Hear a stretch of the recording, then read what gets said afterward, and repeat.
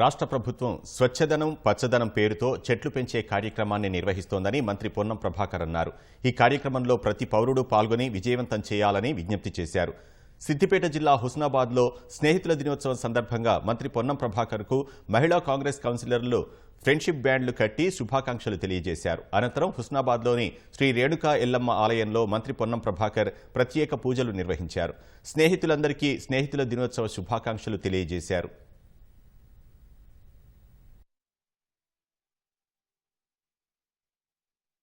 August 5 నుండి తెలంగాణ రాష్ట్ర ప్రభుత్వం స్వచ్ఛదనం పచ్చదనం పేరు మీద 9వ వరకు పల్లెల్లో పట్టణాల్లో ప్రతి ప్రాంతంలో పారిశుద్ధ్యానికి సంబంధించి అదేవిధంగా భవిష్యత్తుకు సంబంధించిన కాలుష్య నివారణకు సంబంధించి చెట్లు నాటే కార్యక్రమం తీసుకుంటా ఉంది. ఇందులో ప్రతి తెలంగాణ బిడ్డ బాధ్యతగా విధిగా పాల్గొనాలని రాష్ట్ర ప్రభుత్వం తరఫున ప్రతి పౌరునికి విజ్ఞప్తి చేస్తాను. విధి నిర్వహణలో మీ యొక్క కార్యక్రమాల జీవన భాగంలో ఇది కూడా ఒక భాగం చేసుకొని మన ప్రాంతంలో మనం స్వచ్ఛంగా పచ్చదనాన్ని తెచ్చుకునే విధంగా అందరూ కూడా భాగస్వాములు కావాలని ప్రభుత్వ పక్షాలు విజ్ఞప్తి చేస్తాం.